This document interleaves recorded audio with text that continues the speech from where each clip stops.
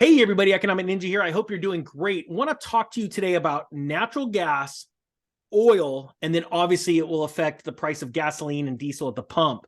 In 2023, I believe that you're going to see much higher prices, and don't take my word for that. What I'm going to do is I'm going to share the screen, and right here out of oilprice.com a few days ago, natural gas prices set for a sustained rally in 2023. And you go over here to CNBC, and this is what, about a week ago? Dan Yergin says there's a chance oil could go as high as $121 a barrel when China fully reopens. And we're already currently seeing the reopening right now.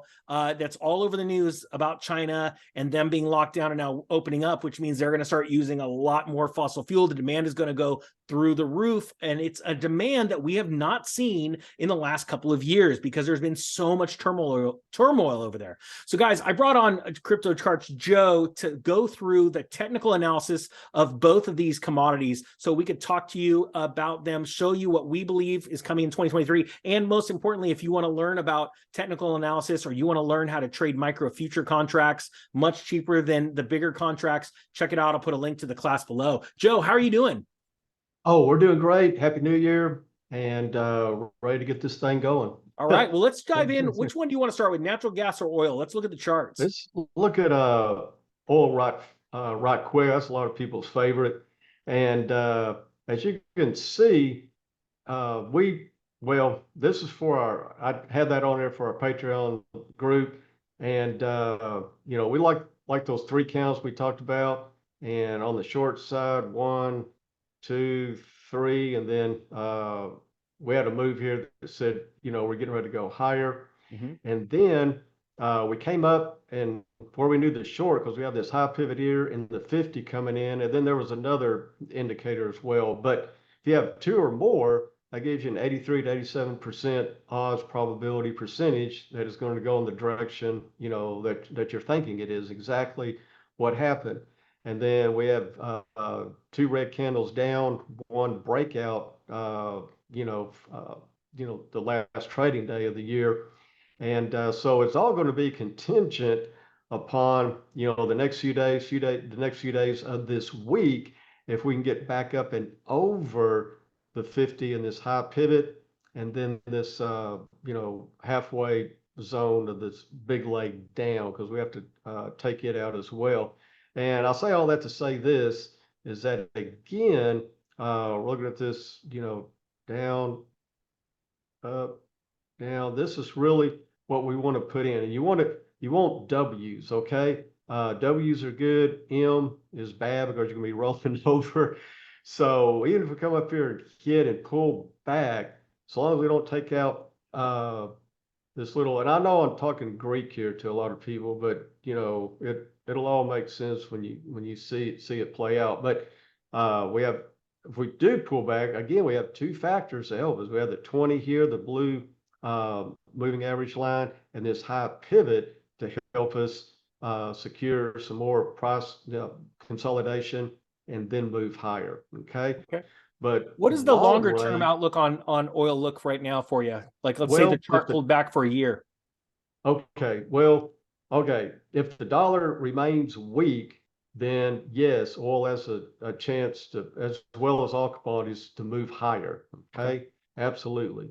And then if we move to the weekly, this is what we were previously thinking, that we would come down and hit this, let me pull in, people can see it, this consolidation, low, high pivot, low pivot zone, consolidation across here, along with the 200. So that's where, major, buying what happened, because you have several, two or more factors that's going to give you an 83, 87% chance the price is going to bounce off of there. Okay.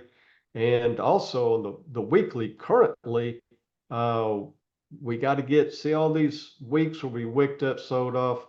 So this around $80 mark is very tough right now to get through. Not that it's impossible, but right, that's where prices seems to be accumulating and hard to get up. They seem to be holding it down right here.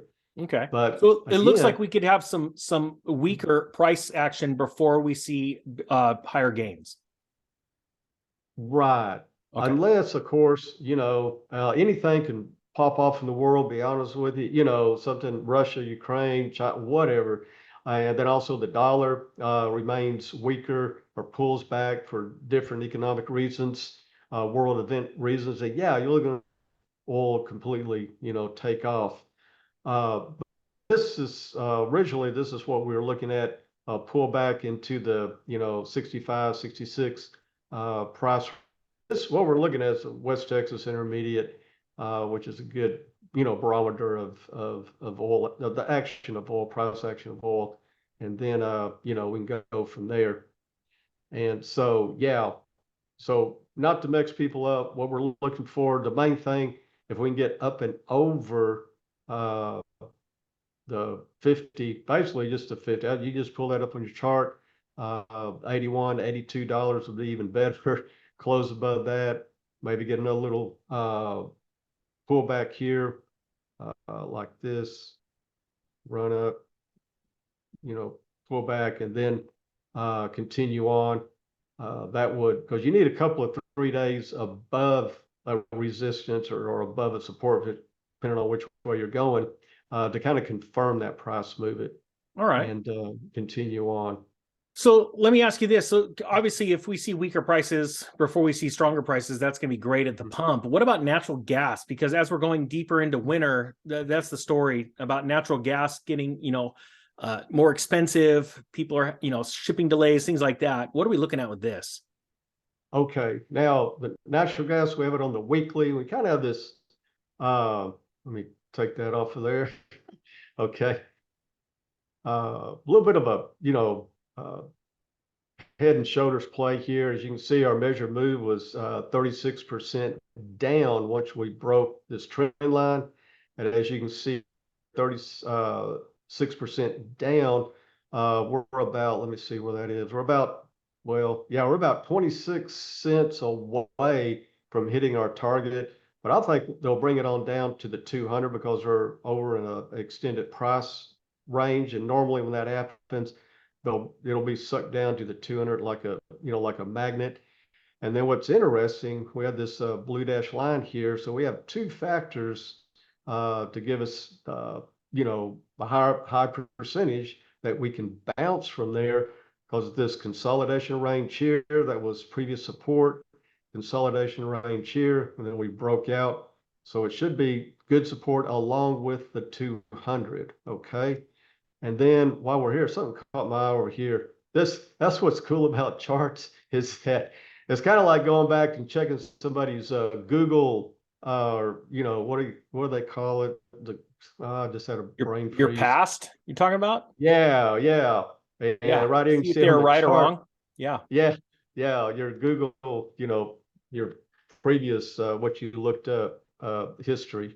But anyway, when the 20 and the 200 come together, not 99% of the time, 100% of the time, price will either break up and out or break down and go lower, and the 20 will cross down through the 200 and follow it, or like it did here, go up and away, far and away from, if I can get this thing to move, far and away from the 200, like, as we had done.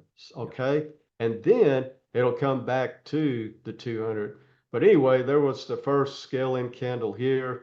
And then confirmation was up here where you see that long, where we broke this little high pivot where that white line is. And then you can Nice. see what happened. But anyway, that's just, some of the little techniques we like to use. But yeah, I think we're a little bit more downside, which is hard to believe. It is. Here It we really are, is. But if you look back on years past, this time of the year, it does Mhm. tend to sell off. It's almost like they ramp up the excitement in the fall. In September, the price ends up peaking. And just like what October, it peaked last year. And it's interesting. And then it sort of sells off. I think the only thing that I'm concerned with is supply shortages, because regardless of price, if they can't get it to you, that's going to be the issue. And I think, if anything, the Ukraine-Russia issue taught us last year was how big of moves natural gas and other things can move, while all of a sudden the narrative is that countries can't get it because of sanctions or because of just straight up countries not allowing it out of their country. All right. And yeah, and all that, obviously control it to, to a certain amount, but at the same time, uh, with the weather and everything, it's gonna definitely reverse on them Yeah. pretty quick. Well, And cool, they'll be, Joe. I'm glad that yeah, we did this video because it looks like both, yeah. from what we're seeing right now, there's support to weaker prices. The support line is Mhm. lower than both in natural gas and in oil. So in the short term, we may see lower prices. Wouldn't you agree?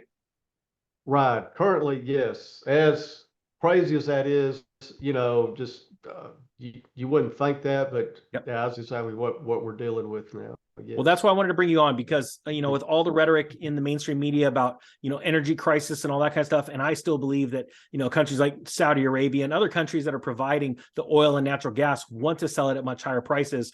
So they'll stop at nothing to try and get those prices up. But I wanted to bring you on because I wanted to give everybody a different view. And I guess really, like you said, timestamps don't lie and time will only tell. Okay. Yeah, I appreciate it. If they'll check me out over on Twitter, they can see some of those timestamps don't lie. Crypto charts, Joe. I completely agree, guys. Go check out Joe at Crypto Charts Joe on Twitter. He puts a lot of timestamps on there, puts his money where his mouth is. I think it's really neat, guys. If you want to check out the course on trading micro futures, and really there's a ton of technical analysis training in that course, I'm gonna put a link below to it. Joe, thank you so much for coming on. It's my pleasure. Good Right seeing on. you. All right, guys. With that being said, the Economic Ninja is out.